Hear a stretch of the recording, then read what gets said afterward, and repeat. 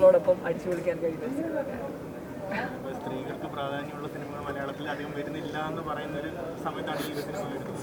അതിൻ്റെ ഒരു പ്രാധാന്യത്തെ സ്ത്രീകൾക്കും പുരുഷന്മാർക്കും എല്ലാ ക്യാരക്ടേഴ്സ് ചെയ്ത ആളുകൾക്കും നല്ല പ്രാധാന്യമുള്ള ഒരു സിനിമ തന്നെയാണ്. അവർ ബ്യൂട്ടിഫുൾ ആയിട്ട് ചെയ്തിട്ടുണ്ട്.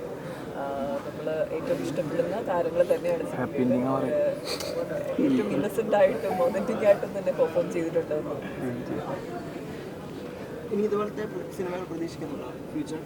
തീർച്ചയായിട്ടും വ്യത്യസ്തമായ സിനിമകൾ വരണം നമ്മുടെ ഇൻഡസ്ട്രിയിൽ. അങ്ങനെ ഒത്തിരി എന്താ പറയുക എക്സ്പീരിമെൻ്റൽ മൂവീസ് വരുന്നുണ്ട്. ഞങ്ങളും ഒരു റേച്ചൽ എന്ന് പറഞ്ഞൊരു മൂവി ചെയ്ത് വെച്ചിട്ടുണ്ട്. അതും ഉടൻ തന്നെ റിലീസ് ഉണ്ടാവും പ്രതീക്ഷിക്കുന്നു. Okay, thank you so much. തുടക്കം തൊട്ടേ അവസാനം വരെ ഇങ്ങനെ ചിരിക്കുന്ന സൗണ്ട് മാത്രമേ നമുക്ക് കേൾക്കാൻ. ഞാൻ കോമഡി ഉണ്ടാവും, ഹ്യൂമർ ഉണ്ടാവും എന്ന് പ്രതീക്ഷിച്ചിരുന്നു. പക്ഷെ ഇത് ഈ ഒരു ജോണറാണെന്നോ എങ്ങനെയാണെന്ന് നമുക്കറിയില്ല. ബിക്കോസ് ഇതൊരു എനിക്ക് തോന്നുന്നു ഫസ്റ്റ് ടൈം ആയിരിക്കും മലയാളം ഇൻഡസ്ട്രിയിൽ തന്നെ ഇങ്ങനെ ഒരു സിനിമ വരുന്നത്. ആൻഡ് ടെക്കുറി ഷൈൻ സാർ തീർച്ചയായിട്ടും ഒത്തിരി വ്യത്യസ്തമായ സിനിമകൾ ചെയ്തിട്ടുള്ള ഡയറക്ടറാണ്.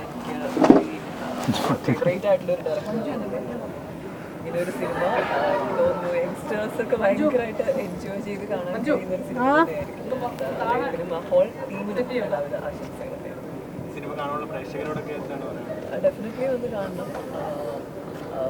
എ സർട്ടിഫിക്കറ്റ് ആണ് മൂവിക്കുള്ളത്. ഫാമിലി ഓഡിയൻസിനേക്കാളും യൂത്തിനും തന്നെയായിരിക്കും കുറച്ചും കൂടി എൻജോയ് ചെയ്യാൻ കഴിയുന്നത്.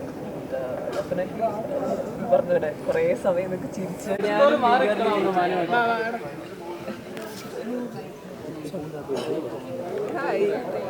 എന്തെങ്കിലും പ്രതീക്ഷയാണോ വന്നത്? സിനിമ പ്രതീക്ഷിച്ചാ വന്നത്? ഹിന്ദി തന്നിരുന്നോ കാണാൻ വരുന്നതിന് മുന്നേ? It's A beautiful movie. ഭയങ്കര രസമായിട്ടുണ്ട്, തമാശയാണ്. നമ്മൾ ഇതുവരെയും കണ്ടിട്ടില്ലാത്ത ഒരു ബ്രേവ് അറ്റംപ്റ്റ് ആണ്. അപ്പോൾ എല്ലാവിധ ആശംസകളും ടീമിന്.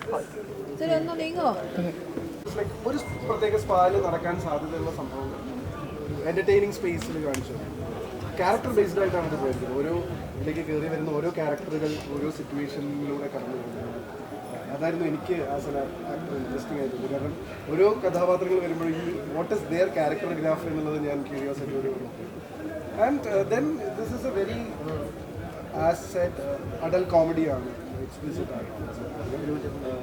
കാരണം ഒരു ക്രോസ് ഓവർ സ്പായിൽ നടക്കാൻ